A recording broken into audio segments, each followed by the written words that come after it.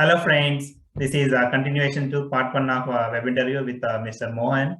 So, please watch this video for a better understanding about different aspects related to the power system. You will get better knowledge and clear concept also. Keep watching. What about the short circuit analysis and when you will do these analysis, at which stage you will do, and what is the outcome of this analysis? Yes, short circuit study, we generally, there are three main objectives of doing a short circuit study. Okay, so how we are doing a load flow study, the main objective is to determine the continuous loading. So when it comes to short circuit analysis, the main objective is to determine the short time rating of all the equipments. Short time rating, the withstand capability of all the equipments. And another main objective is to determine the making, braking, and the DC braking capability of your circuit breakers. Because circuit breaker is the only device to clear the fault, right?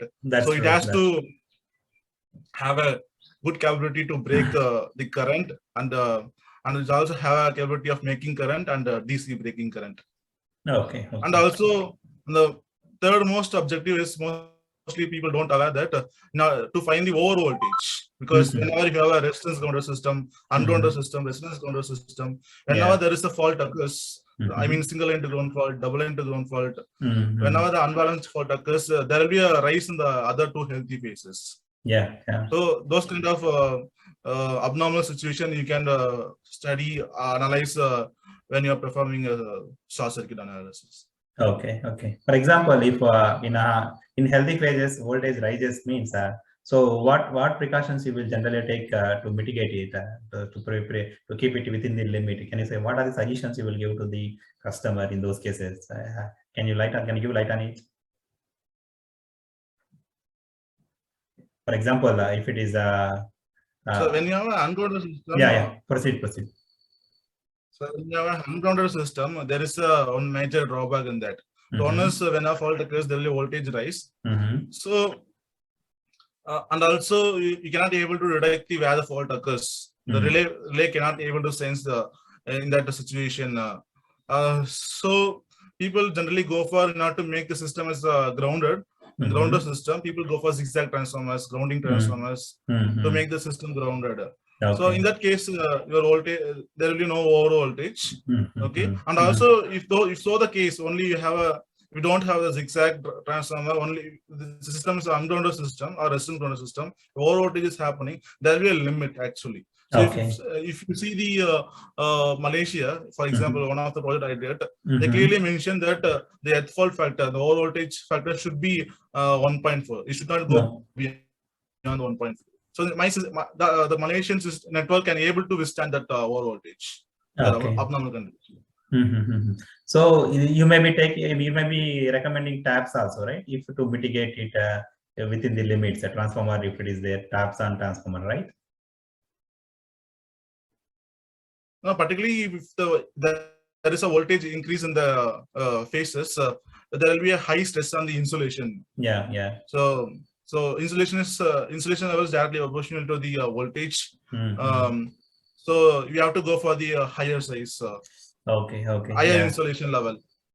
Next BIL. Mostly like in the high voltage, extra high voltage,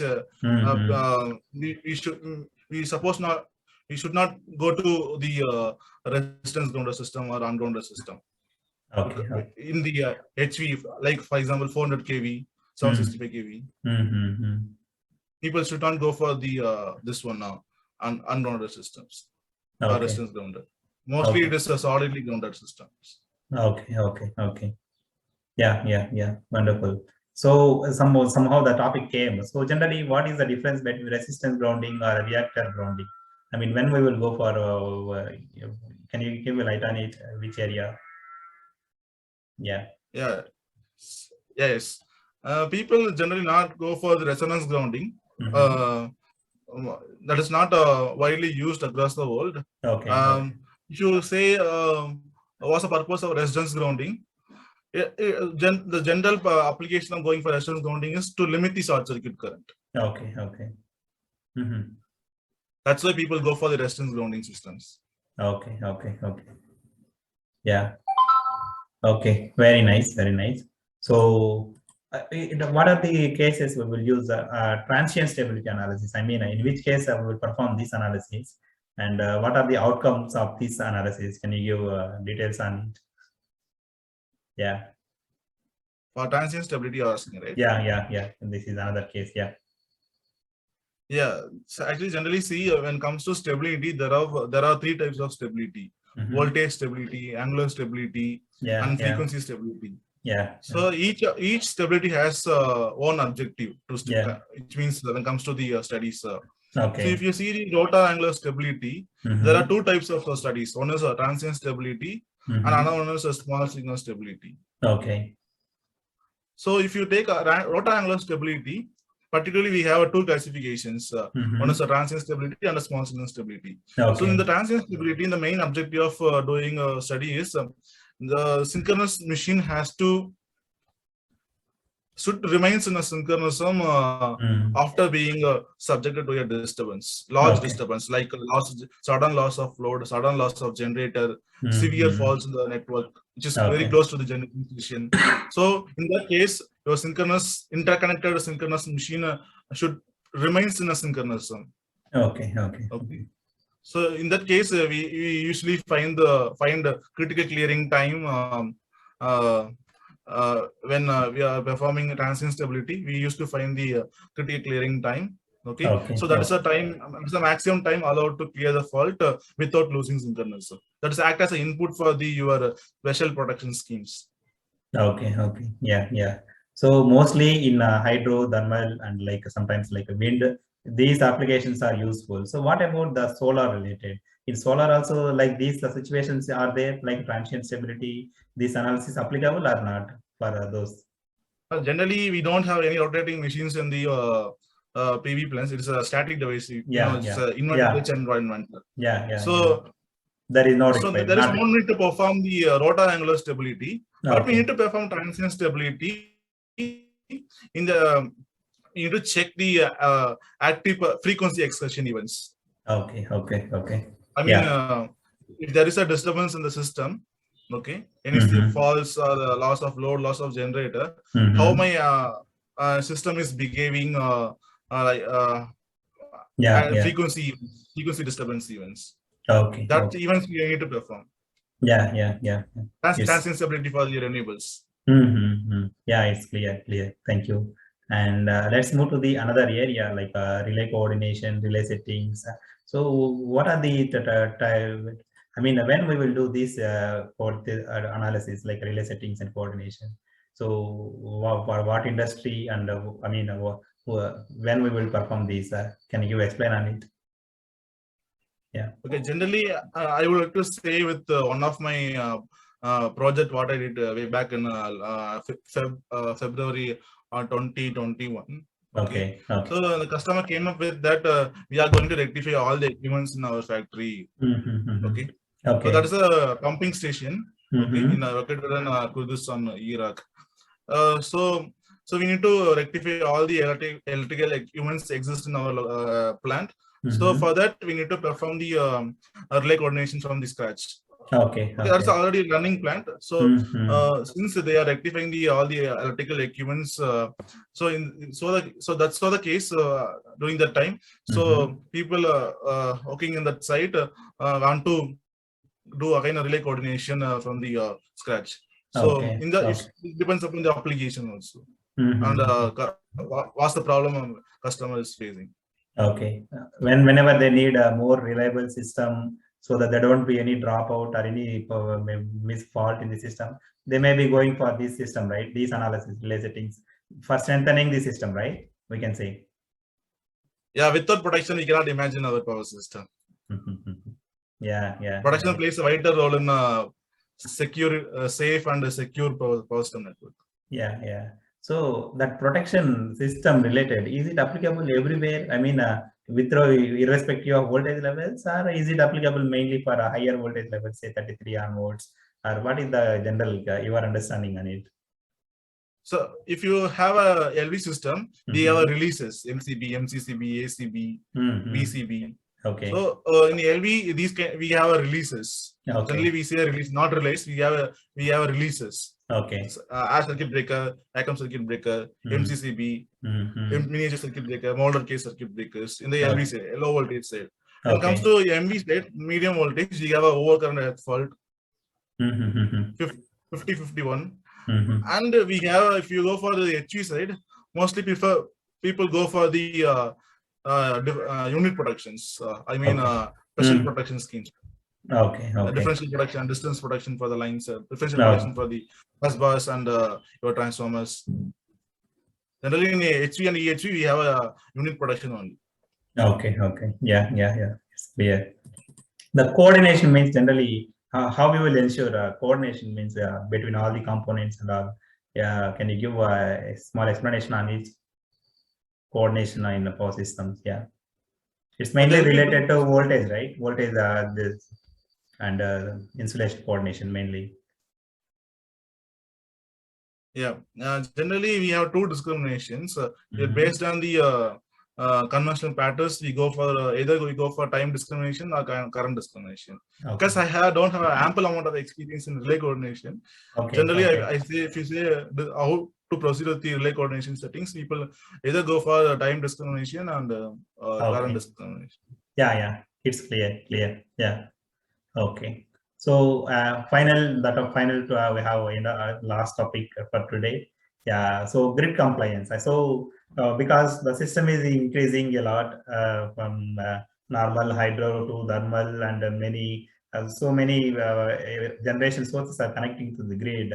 So did you have any experience on those areas? The grid code like that. Generally, grid code means what it is and what it says, and how it is applicable to each source of generation, maybe solar, maybe wind, maybe other areas. So just give general idea, general discussion on it. Yeah, please proceed. Yeah, great. Actually, that's an area which is growing enormously in the today's era. When it comes to renewables, that plays a very major role in that. Actually, whenever the proponents like plant developers, plant owners want to connect the plant to the existing network, they have to fill the form and they have to conduct system studies, because they are connecting the new plant to the existing network. So you should not create harm to the existing network. Okay. So stringent grid codes are available, and also it varies based on the countries. Each and every country has their own grid codes. Okay. So if I am a plant owner, if I want to put a 30 megawatt or 50 megawatt plant in India, so I have to do the studies as per the CEA, Central Electricity Authority of India. Okay. So we have CEA regulations. So we have to do the studies as per the CEA only. Okay. So if I complied with all the requirements for a reactive power compensation, active power control, reactive power control. So when especially you asked renewables. So if we have a renewables, I have to perform a low voltage right through, high voltage right through, frequency excursion events. Okay. So and also reactive power compensation. These are the mandatory studies when it comes to renewables. If I complied with all the requirements mentioned in the Indian grid code, then I'm allowed to connect with existing network. If not, I won't get any license. I won't get any license to connect with the existing Indian network. Okay. Yeah. It's a mandatory requirement. Okay. It should not cause any over voltage or under voltage or overloading in the existing network. Yeah. Generally, it should not harm the existing network. There is the prime objective. People introduce the grid codes. That's Australia true. Is following in stringent grid codes nowadays. And okay. Yeah. Okay. Because Australia is a weak system, so they are very careful in the technical requirements, especially with the grid connectivity studies. Okay. So they are planning to strengthen their system so that they are very strict now. Exactly. You're right. Yeah. Okay. Mainly in solar, what's about this LVRT? I mean, low voltage right through. So what it means, is it like accumulation of voltage continuously, or what? Can you just give light on this aspect? And generally, if you see in the previous years, when you have a high amount of conventional sources, even if the solar plants are disconnected from the systems, whenever the fault occurs, it should not create any major disturbance or effect in the network. When fault occurs, if solar plants or wind farms are disconnected from the system, it won't create any impact on the system. When we have a high amount of conventional sources like steam turbine generators, nuclear plants. So nowadays, the renewable generation high contribution is very high nowadays. So if suppose there is a fault in the grid, okay, if suppose as same as before, if solar plants or wind farms are able to disconnect from the system, additionally further create a huge impact like over voltage, create additional impact impact on the existing network. So now, so that's why since renewable growth is very high, so future also obviously without any doubt renewables only. So people introduce the concept of low voltage right through high voltage right. Generally we say fault right through. Okay. In that case, when fault occurs, your solar plant or battery energy storage system, your wind farms stay connected to the grid. You should not disconnect from the grid. Okay, and also additionally, it has to provide a reactive power support in order to boost the voltage. Okay. So there are two constraints. You have to stay connected to the grid during the fault, and also additionally you have to provide the reactive power support to the grid. Different countries have different priority. Some countries follow reactive power support, expect reactive power support from the inverters, and some countries expect real power support during the disturbance from the inverters. Okay. Yeah. It's clear now. Okay. And you have, I think, experience on a pumping station project also for Iraq. So can you explain what the project is, and so what's the generally work we did there? Can you just talk on it? Yeah, actually, there's one of the pumping station exists in the Iraq country. So that's what I said earlier. They are doing a rectification of all the 36 electrical equipments in their location. Okay. They are main providers of pumping the gas, oil to their country. So they are doing a rectification of all the equipments exist in the system. So they came up to us for doing relay coordination, overrun and earth fault to their plant. Okay. So we did. So we provided optimal solution for the overrun and earth fault setting to them. Okay. That's the scope of the project and also what we did. Okay. So the settings means the minimum value, maximum value, whatever it is there. Generally, we will just suggest to them, right? So if it exceeds those limits, it has to be give signal to the circuit breaker like that, right? That's the main theme, right? Mainly in this area. No, actually, if you are doing a relay coordination projects, then we have to do the main theme of doing a production is to clear the fault as soon as possible.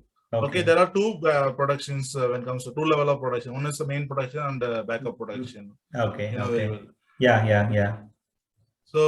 So we have to coordinate between these two relays. So suppose primary production is failed, then backup production comes to action as to clear the fault as soon as possible. So you have to coordinate between these primary, main production and the backup production. That's the main objective. Okay. Yeah, it's clear. Lot of things for today. Yeah, so many. It's always very nice and happy to discuss technical things. You patiently delivered all the things. I don't know. It may be lengthy, but it's a good discussion. We had mostly it is definitely useful for all the college students because whatever they studied, they don't know about external world, how they are really using this. If they know about these applications, these usage of these different concepts, then they will feel that study in more interesting, and they can make their education life very happy. Yeah, it's very nice, Mohan. So I can't say this is the end. This is just a start for our combination. We are going to do many more small sessions in the future also. Yeah, so thanks a lot for your time and discussion here. Yeah, thanks, dear. We will meet in other video with other session. Yeah, bye. Thank you. Bye bye. Yeah. Thank you, friends. Thank you. Thanks for watching. So this is about this interview with Mr. Mohan. So I hope the information, the discussion is useful to you. It will give a better idea to you what the power system engine is actually do. It can be like system study, it can be short circuit study, load flow study, or it can be like a harmonic analysis, relay coordination, relay setting. Yeah, it can be like a grid code and everything. So we had a wonderful discussion. I hope the information is useful to you. If you have any questions or comments or anything, then do comment in the comment section. And if you want to be a guest on this channel, then do comment in the comment section so that I will get in touch with you, and you can share your experiences on this channel. And if you're watching this video for the first time, then do subscribe to this channel so that whenever I'm uploading videos, you will get notifications. You can simply click and watch it. Thank you, friends. We will meet in next video. By the time, keep browsing on our videos and our content on social media platforms like Facebook, LinkedIn, on ALP Talks handle. You will get many content to enjoy. Bye, guys.